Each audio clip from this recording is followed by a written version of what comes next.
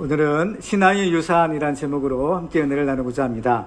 5월은 가정의 달입니다. 지난 주일에는 어린이 주일로 예배를 드렸고 또 오늘은 어버이 주일로 예배를 드리고 있습니다. 지금은 핵가족 시대라고 해서 한 가정이 주로 부모님 세대와 자녀 세대로 이루어졌지만 얼마 전까지만 해도 한 가정에는 할아버지 할머니와 또 손자 손녀들이 함께 어우러져 살아가는 그러한 대가족의 형태를 이루고 살았습니다. 이렇게 여러 세대가 한 가정에서 살면 좋은 점이 있는데 그것은 바로 자녀 교육입니다. 우리가 이제 자녀 교육을 이렇게 신경을 쓰고 자녀 교육에 모든 게 집중하는 것을 보게 되는데 옛날에는 이 자녀 교육이 그냥 저절로 다 잘 이루어졌다는 사실을 알게 돼요. 그래서 아이들이 자기의 아버지와 어머니가 할아버지 할머니에게 하는 것을 그대로 보고 자라나는 겁니다. 그래서 말로 이렇게 해라 저렇게 해라 할 필요가 없는 것이죠. 왜냐하면 직접 몸으로 보여주는 산교육이 이루어지기 때문인 것입니다. 그래서 효자 집안에 효자가 난다라는 말이 있는 것이에요. 부모님의 바른 삶의 모습이 바로 자녀들에게 물려줄 소중한 유산이 될 수가 있는 것입니다. 우리가 신앙생활을 하는 것도 마찬가지입니다. 우리의 신앙생활은 나의 당대에만 하고 마는 것이 아니라 우리의 후손들도 계속해서 해야 됩니다. 언제까지 해야 되느냐? 바로 예수님이 오실 때까지 해야 되는 것입니다. 그래서 우리의 신앙의 세대 계승이라는 것이 참으로 중요한 것입니다. 왜냐하면 신앙의 세대 계승이 잘 이루어져야만 하나님이 주시는 축복도 우리 후손들에게 물려줄 수 있기 때문인 것입니다.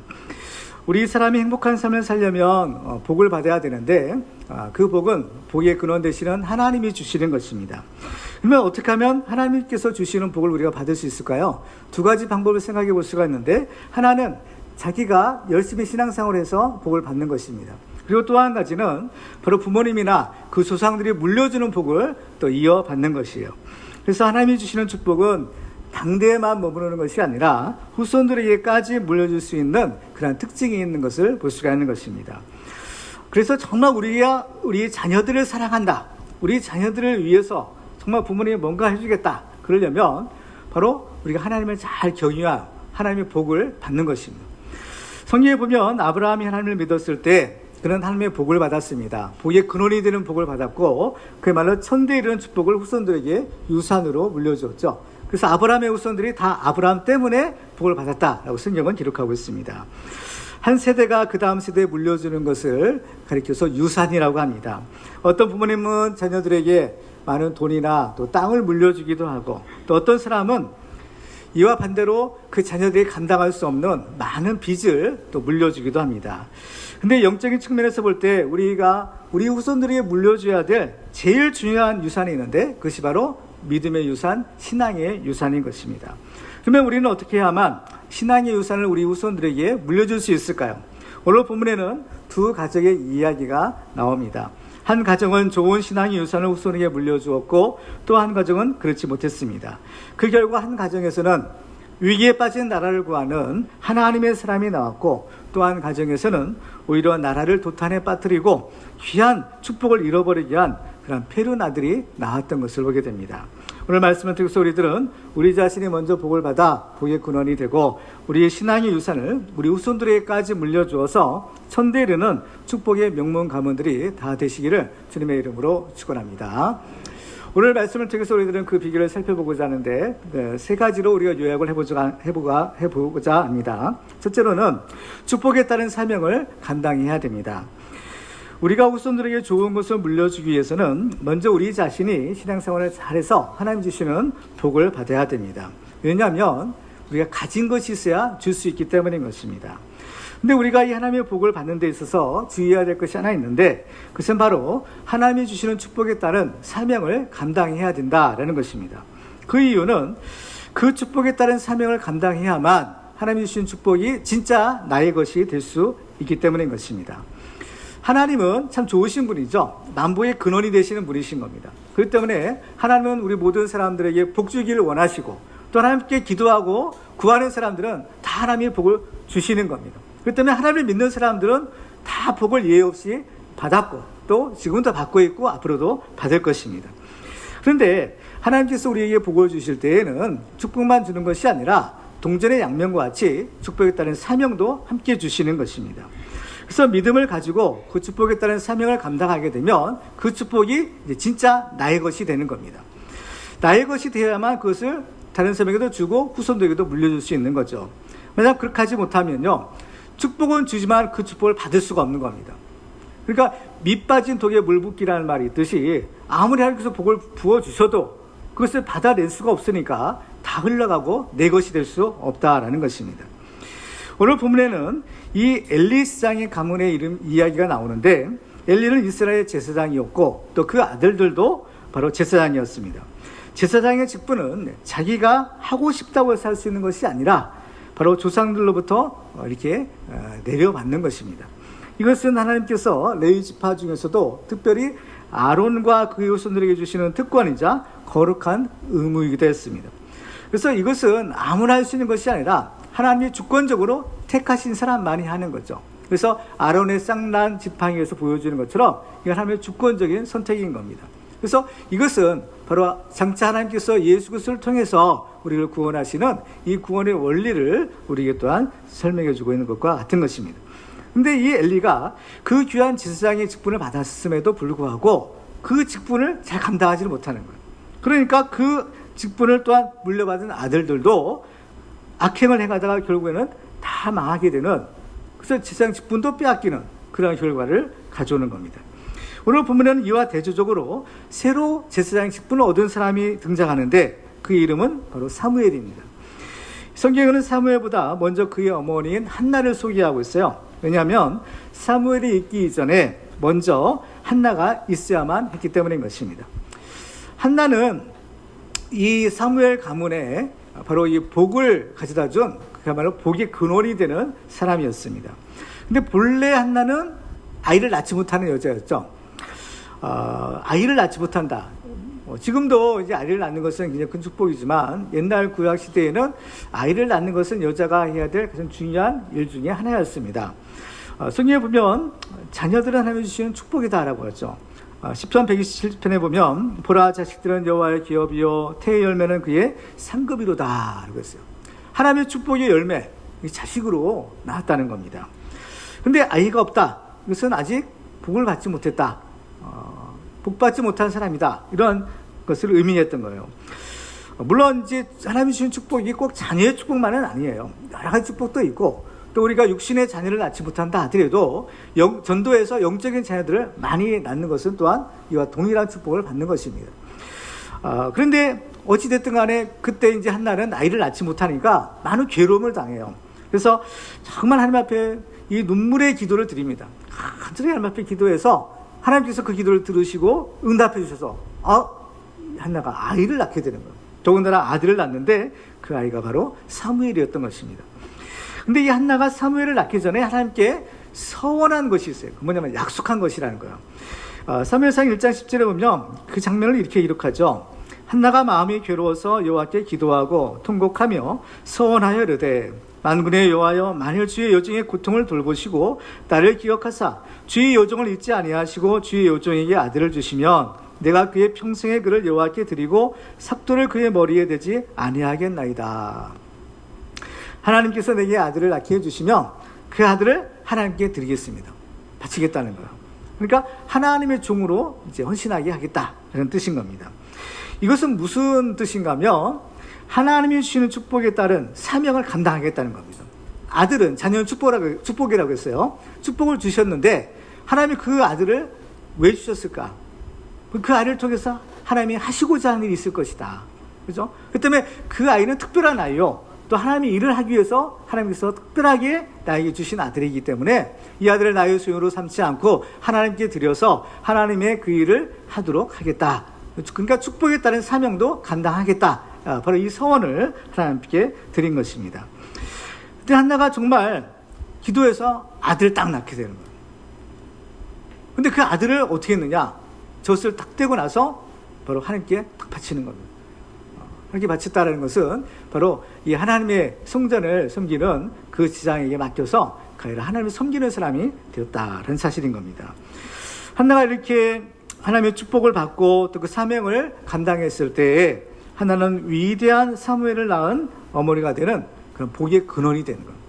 그래서 마치 예수님을 낳은 동정녀 마리아가 모든 사람들로부터 이렇게 존경과 또 칭찬을 받는 것과 같은 것입니다.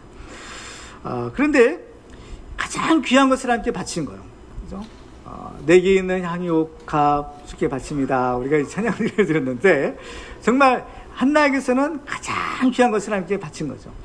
그런데 하나님께서는 그 귀한 사무엘 그 아들을 받고 어떻게 하셨을까? 한나에게 더 많은 자녀를 주시는 겁니다. 사무엘상 2장 21절에 보니까요, 여호와께서 한나를 돌보시사 그로 하여금 임신하여 세 아들과 두 딸을 낳게 하셨고 아이 사무엘은 여호와 앞에서 자라니라. 사무엘은 이제 하나님의 위대한 종이 되었고 한나는 더 많은 자녀들을 얻게 된 것입니다. 하나님은 항상 우리가 드린 것보다 더 귀하고 또 더 많이 갚아주시는 분이다, 이런 사실을 알게 됩니다. 이러한 축복의 원리를 아는 사람은 하나님께 자꾸 더 드리기를 힘쓰는 거죠. 왜냐하면 그것 때문에 제가 더 큰 축복을 받는 걸 알기 때문인 거죠. 그렇죠? 하나를 드리면 하나님 하나만 주시는 것이 아니라 더 많은 것을 주시는 거예요. 그렇죠? 더 귀한 것을 주신다는 거예요. 그러니까 이러한 축복의 원리를 알게 되면 하나님께 드리는 것도 인색함이나 억지로 드리는 것이 아니라 그야말로 감사와 기쁨으로 드리는 겁니다. 왜? 하나님이 더 귀한 것으로 갚아주시는 것을 알기 때문인 것이죠. 그렇기 때문에 우리들은 먼저 우리가 하나님 앞에서 신앙생활을 좀 잘 해야 되는 겁니다. 그렇죠? 우리가 신앙생활을 잘 못하면서 우리 자녀들에게 야, 너 신앙생활 잘하라 이렇게 말할 수가 없는 거죠. 엄마 개가 아들 개 보고 너는 왜 옆으로만 가냐, 좀 똑바로 걸어봐라 이렇게 말할 수가 없는 것처럼 우리 자신이 먼저 바른 신앙생활을 할 때 우리의 자녀들도 바로 신앙생활을 잘해서 하나님의 복을 받을 줄 믿습니다. 그래서 정말 우리들은 나 자신이 먼저 복을 받아야 되는 겁니다. 그렇죠? 나 자신이 먼저 신앙생활 잘하고 하나님이 주시는 이 축복을 받아서, 그렇죠? 이 축복의 열매, 이 믿음의 증거를 우리가 가져야 되는 겁니다. 그래야만 이걸 가지고 우리 후손들에게도 물려줄 수 있다라는 사실인 겁니다. 그래서 우리들은 나 자신만 믿고 천국 가고 복 받는 것이 아니라 정말 우리 자신도 복을 받고 또 우리가 받은 이 복도 우리 후손들에게 영적인 유산으로 물려주는 그런 축복의 주인공들이 다 되시기를 주님의 이름으로 축원합니다. 두 번째로 우리가 후손들에게 이 신앙의 유산을 물려주기 위해서는 하나님 앞에서 예배자로 살아야 됩니다. 오늘 보면은 엘리의 아들들의 행실에 대해서 이렇게 기록하고 있어요. 자, 12절 보시면 엘리의 아들들은 행실이 나빠 여호와를 알지 못하더라. 엘리의 아들들에 대한 평가예요. 그들은 행실이 나빴다는 겁니다. 그러니까 못된 사람들이라는 거죠. 그 이유가 무엇일까요? 여호와를 알지 못하기 때문이라는 겁니다. 그렇죠? 엘리의 아들들은 아버지의 뒤를 이어서 제사장이 된 사람들입니다. 근데 이 제사장은 누구냐? 모든 사람들 가운데 하나님을 가장 가까이 섬기는 직분자죠. 그렇죠? 따라서 누구보다도 하나님을 잘 알아야만 했고 또 하나님의 말씀대로 살아야 할 의무가 이들에게 있었던 겁니다. 근데 문제는 그들이 하나님을 알지 못한 거예요. 하나님을 알지 못하니까 하나님의 말씀대로 살지도 못하는 거예요. 어떻게 이런 일이 있을 수 있을까? 더군다나 제사장 가문인데, 근데 이런 일이 실제로 엘리의 가정에 일어났고 또 지금도 이러한 일들이 여전히 되풀이 될 수가 있는 것입니다. 하나님을 알지 못하게 될 때 무슨 일이 일어날까? 벌써 이제 엘리의 아들들의 행실이 나빴다라고 기록하고 있는데, 하나님을 알지 못하면 하나님을 믿을 수 없을 뿐만 아니라 하나님이 주신 그 직분도 감당할 수가 없게 됩니다. 호세아 4장 6절에 보면 내 백성이 지식이 없으므로 망하는도다. 내가 지식을 버렸으니 나도 너를 버려 내 지장이 되지 못하게 할 것이요 내가 내 하나님의 율법을 잊었으니 나도 내 자녀들을 잊어버리리라 라고 말합니다. 제사장이면 지상 직분을 감당해야 되는데 하나님을 알지 못하니까 그 지상 직분을 감당할 수가 없게 되는 겁니다. 이 말씀과 관련해서 특별히 우리들도 하나님을 알아야 됩니다. 그렇죠? 하나님을 알아야 되죠. 근데 왜 특별히 하나님을 알아야 될까? 그것은 바로 우리들도, 예수 믿고 구한 우리들도 하나님 앞에서 제사장의 직분을 받았기 때문이라는 거예요. 우리가 무슨 제사장이에요? 근데 예수 믿는 사람들은 제사장의 직분을 받은 겁니다. 베드로전서 2장 9절을 같이 읽어볼까요? 시작. 그러나 너희는 택하신 족속이요 왕같은 지장들이요 거룩한 나라요 그의 소유가 된 백성이니 이는 너희를 어두운 데서 불러내어 그의 기이한 빛에 들어가게 하신 이의 아름다운 덕을 선포하게 하려 하심이라. 아멘. 너희는 하나님의 택하신 족속이요, 그렇죠? 왕같은 제사장들이라고. 제사장이라는 겁니다. 그죠? 우리는 그렇기 때문에 하나님 앞에서 이 제사장의 직분을 받아 이 직분을 감당해야 되는 거예요. 그러려면 어떻게 해야 되겠어요? 하나님을 알아야 되는 겁니다. 그죠? 하나님을 아는 것이요, 가장 귀한 축복인 겁니다. 사실 우리가 이 하나님을 조금만 아는 것이, 그죠? 결국 하나님 나라의 축복을 받는 거예요.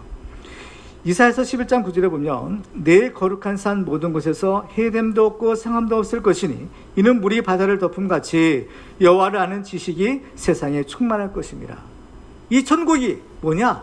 바로 하나님을 아는 지식이 이렇게 충만한, 하나님을 모르는 사람이 없는 거야. 다 하나님 알고 하나님을 경외하는 그곳이야말로 바로 상함도 없고 해됨도 없는 천국이라는 겁니다. 그렇죠? 그래서 사도 바울은 예수를 믿고 나서 이런 고백을 해요. 빌립보서 3장 7절에 보니까 그러나 무엇이든지 내게 유익하던 것을 내가 그리스도를 위하여 다 해로 여길 뿐더러 또한 모든 것을 해로 여김은 내 주 그리스도 예수를 아는 지식이 가장 고상하기 때문이라는 거예요. 예수 그리스도를 아는 지식이 가장 귀하다는 겁니다. 그러니까 이걸 알고 나니까 다른 건 다 시시해지는 겁니다. 그렇죠? 그 때문에 우리들은 하나님을 알기에 힘을 써야 된다는 거예요. 호세아 6장 3절에 보면 그러므로 우리가 여호와를 알자, 힘써 여호와를 알자.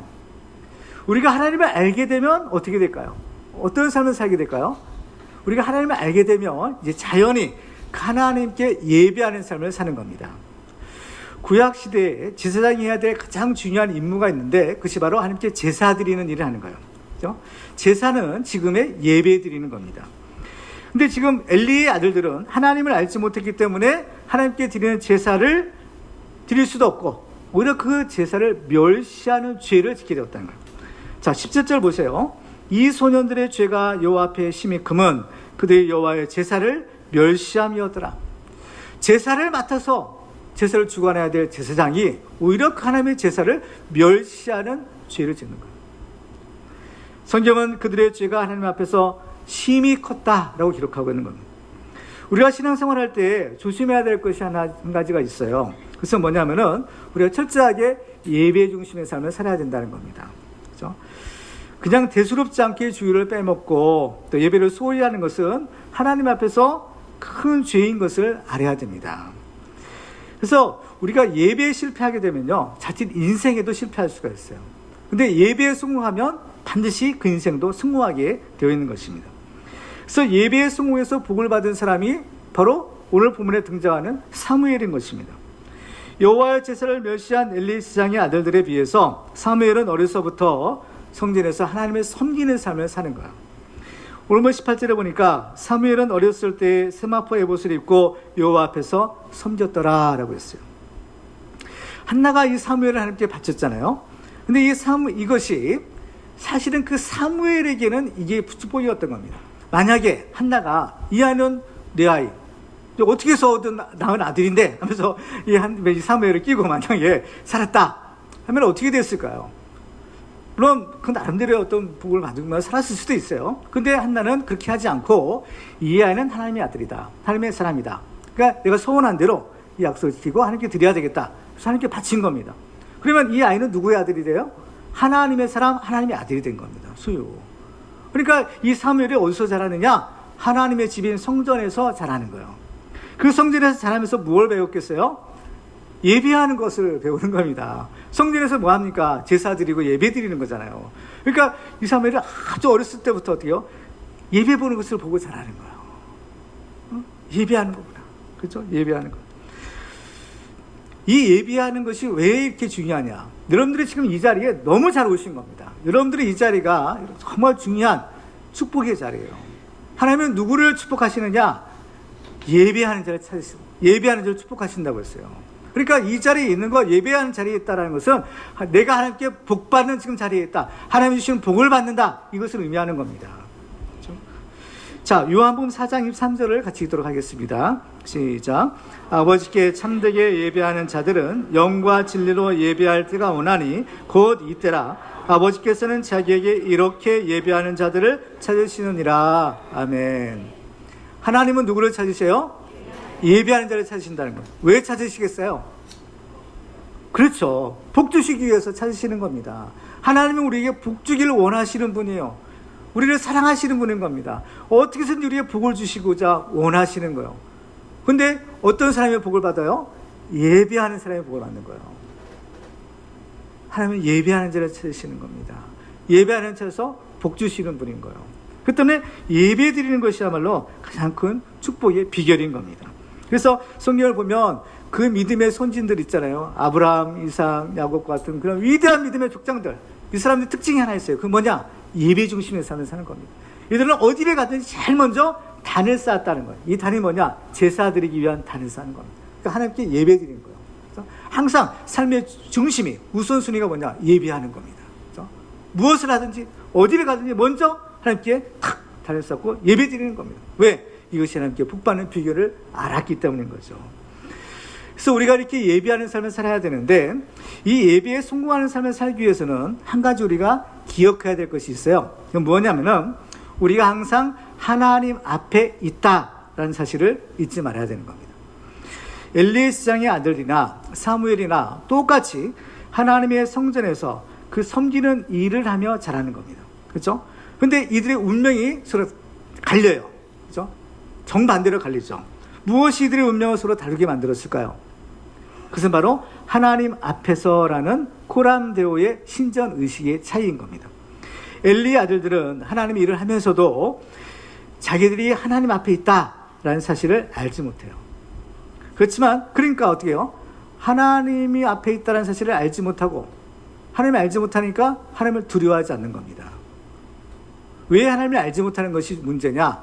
하나님을 알지 못하면 하나님을 두려워하지 않게 되는 거예요. 그러니까요, 하나님 무서워하지 않으니까 각종 죄를 저지르는 겁니다. 오늘 보면은 바로 엘리 아들들의 죄를 비교적 소상하게 기록하고 있는데요. 이것은 하나님을 믿지 않고 하나님을 두려워하지 않는 사람들의 죄 짓는 모습과 아주 유사한 겁니다. 이 엘리 지장들의 죄들은 먼저는 사람에 대한 죄를 지어요. 그러니까 다른 사람의 것을 막 강탈하는 거죠.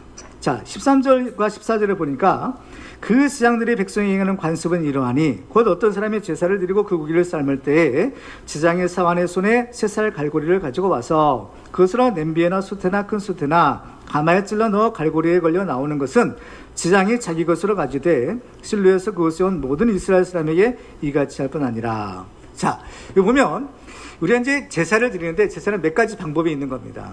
번제는 다 제물을 태워서 온전히 함께 드리는 제사예요. 뭐 사람이 뭐 취할 것이 없어요. 근데 이제 나머지 제사들은 일부는 함께 드리고 또 일부는 제사를 주관했던 제사장 몫으로 주고, 나머지는 제사를 드리는 사람들이 가족이나 또 이웃들을 초청해서 같이 그 제물을 먹고 이렇게 화목하게 하는 그러한 제사 방법이 있는 겁니다. 그런데 제사장이 드리는 몫을 어때요? 이 제사 드리는 사람이 주는 거예요. 그죠? 사람이 주는 겁니다. 근데 이 제사장이 자기가 먼저 와가지고 그 다 가져가 버리는 거예요. 그러니까 이거 뭐예요? 다른 사람의 것을 빼앗는 행위인 겁니다. 강탈하는 거예요. 억지로 빼앗아 가버리는 거죠. 그런데 이 사람의 것을 도둑질하니까, 빼앗으니까 이것이 점점 더 발달이 돼가지고 누구 것까지 손을 대느냐? 하나님의 것까지 손을 대는 거예요. 15절에 보니까요, 기름을 태우기 전에도 지장의 사환이 와서 제사 드리는 사람에게 이르기를 지장이 구워드릴 고기를 내라. 그가 내게 삶은 고기를 원하지 아니하고 날 것을 원하신다 하다가 그 사람이 이르기를 반드시 먼저 기름을 태운 후에 내 마음에 원하는 대로 가지라 하면 그가 말하기를 지금 내게 내라. 그렇지 않으면 내가 억지로 빼앗으리라 했다는 거예요.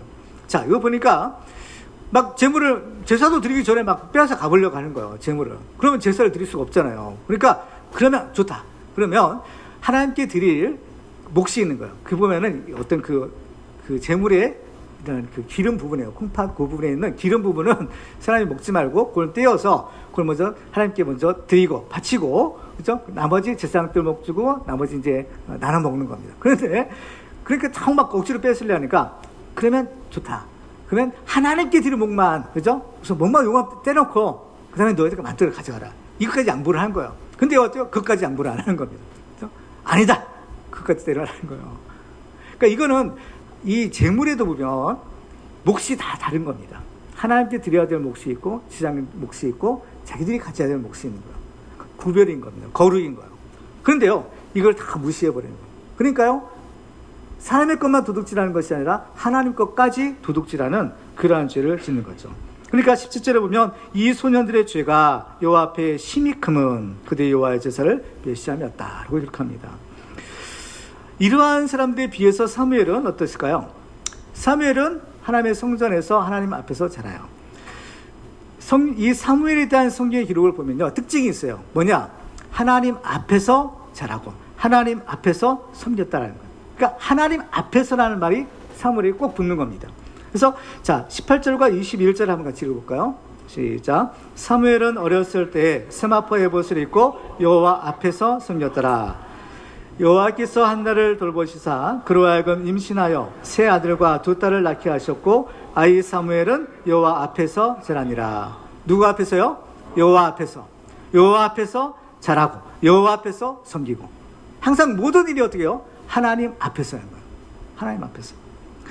그러니까 이 하나님 앞에서 내가 있다. 하나님 앞에서 내가 산다. 이 정신을 가지고 있을 때 우리는 예배에 성공할 수 있고 하나님의 복을 받을 수 있구나. 사실을 알게 돼요. 그렇기 때문에 우리들은 항상 이 하나님 앞에서 이 예배에 성공함으로써 하나님이 찾으시는 축복의 중원이 되시기를 주님의 이름으로 축원합니다.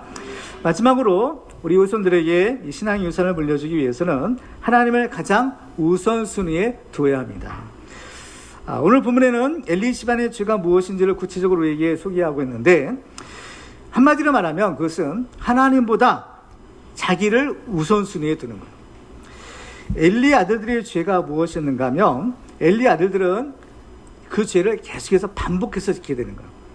13절 보시면요, 그 제사장들이 백성이 행하는 관습은 이러하니 라고 하면서 그 엘리 제사장 아들들의 죄를 쭉 열거하는 거예요. 여기서 보면은 관습은 이러했다는 거예요. 관습이라는 것은 뭔가요? 습관이죠. 어떤 행위가 계속해서 반복이 될 때 그것이 습관이 되고 관습이 되는 겁니다.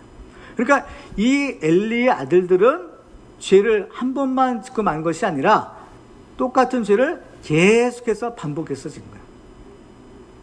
계속해서 반복. 관습이 될 정도로. 그죠?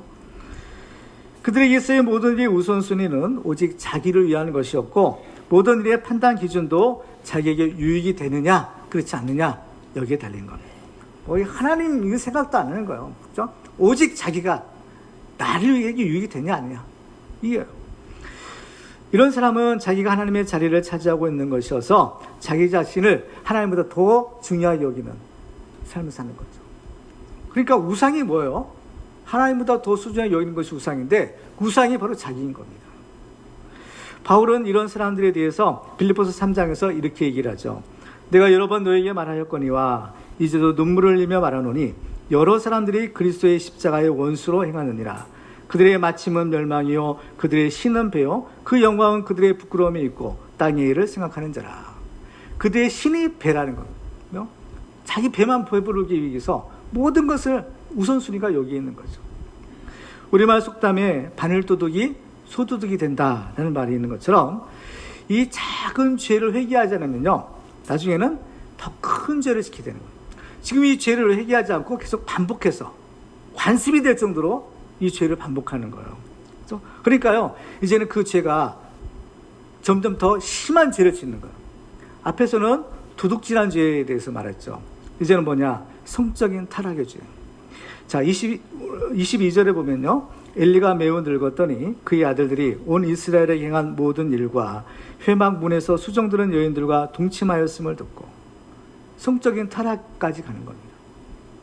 어떻게 성직자가 이런 죄를 범할 수 있을까? 범할 수 있었다는 거예요. 이것은 옛날뿐만 아니라 지금도 마찬가지입니다. 이게 무서운 겁니다. 이게 단순히 물질에 대한 죄뿐만 아니라 이러한 성적인 죄까지 몸에 지는 죄까지 저지를 수 있다는 거죠. 근데 이것이 더 문제인 것은 자기에게만 그치는 것이 아니라 이러한 죄를 짓게 되면 자기 자신도 망하고 자기 집안도 망하고 후손도 망해요. 그리고 또 더 중요한 것은 다른 사람들에게까지 악한 영향을 끼친다는 거예요.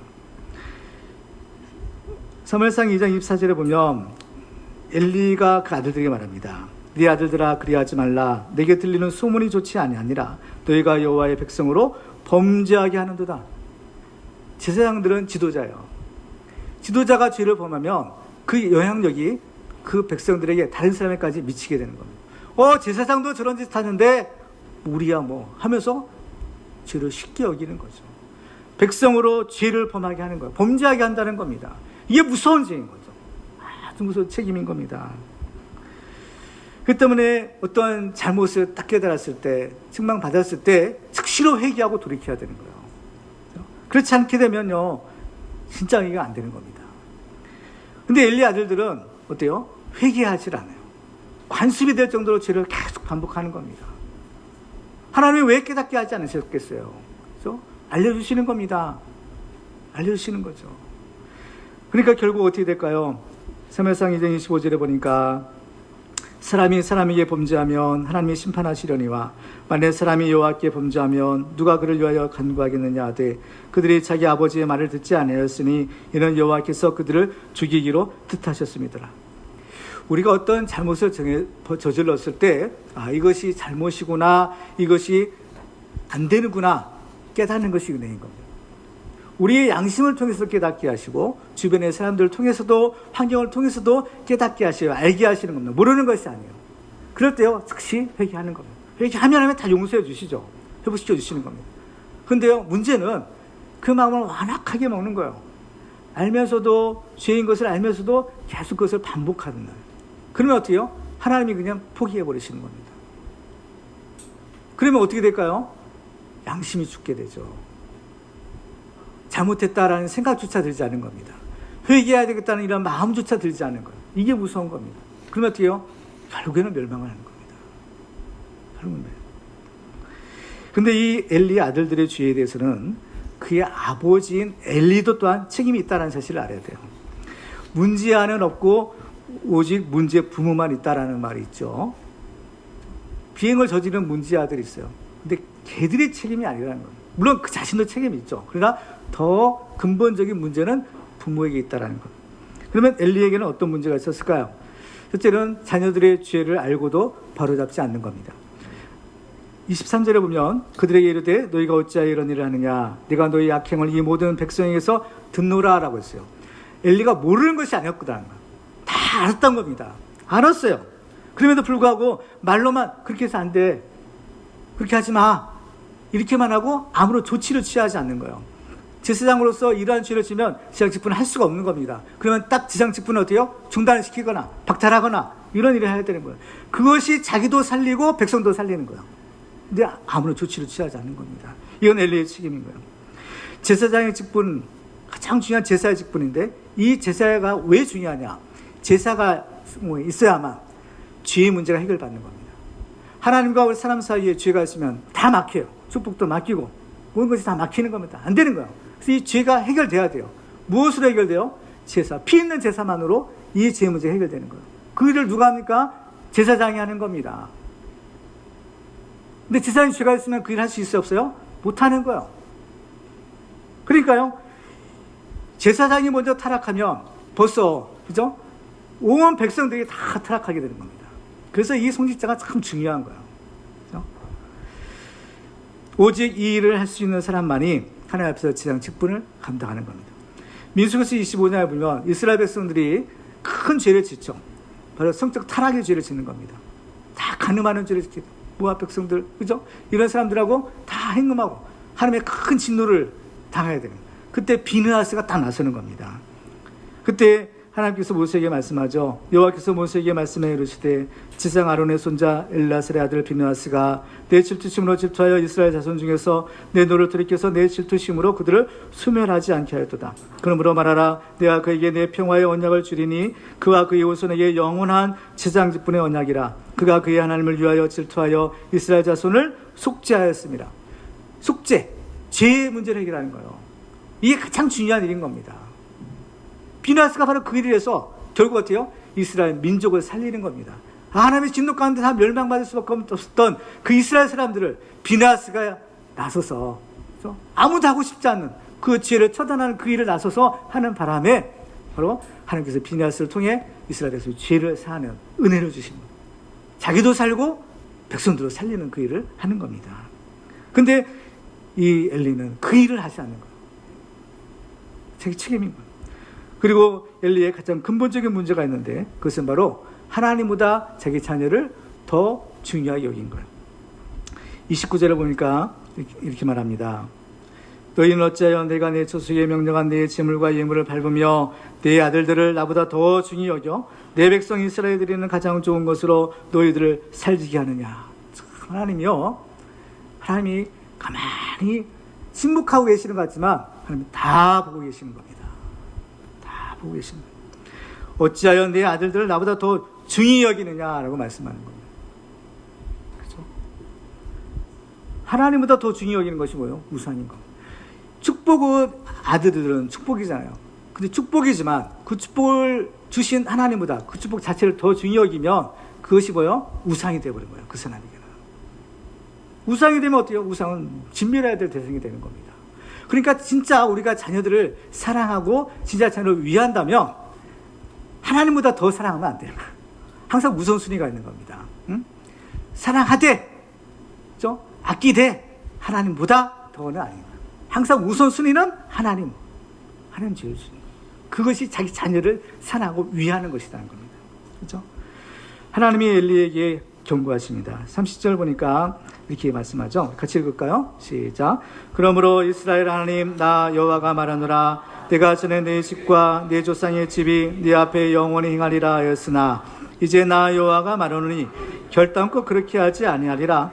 나를 존중히 여기는 자를 내가 존중히 여기고 나를 멸시하는 자를 내가 경멸하리라. 그렇죠? 나를 존중히 여기는 자를 내가 존중히 여기고 나를 멸시하는 자를 멸시하겠다. 그 옛날 엘리의 문제는 또한 오늘날 우리들의 문제이기도 하는 겁니다. 요즘에는 자녀들을 참 적게 낳죠. 안 낳든지 낳도 하나든지 뭐 이렇게 뭐 많으면 둘 정도. 셋 낳는 것도 정말 요즘 희귀해요. 그렇죠? 그렇게 자녀들이 귀하니까 자칫 잘못하면 그 자녀를 하나님보다 더 중히 여기는 그런 죄를 범하기가 쉬운 겁니다. 그러나 우리는 그렇게 하면 안 된다는 사실을 이 엘리를 통해서 우리가 배울 수 있는 거예요. 그렇죠? 여러분들은 어떤가요?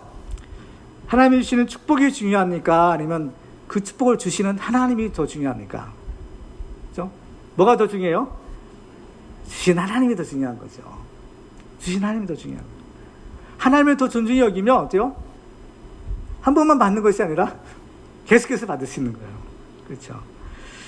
이거를 우리가 잘 세워야, 우선순위를 잘 세워야 신앙생활을 잘 할 수 있는 겁니다. 그렇죠? 하나님 제일주의로, 하나님 중심주의로 살아가는 것, 이것이 바로 하나님을 믿는 신앙생활을 하는 거예요. 이게 가장 중요하고 기본이요. 그죠? 이게 없으면 안 되는 거예요. 요즘에는 정말 하나님을 경유하는 것도 드물고 하나님을 두려워하는 것도 정말 희미한 세상에 살고 있어요. 그렇지만 우리만큼은 정말 하나님을 제일로 사랑하고 하나님을 제일 우선순위에 두고 신앙생활을 해야 될 줄로 믿습니다. 이것이 하나님을 하나님 되게 섬기는 거예요.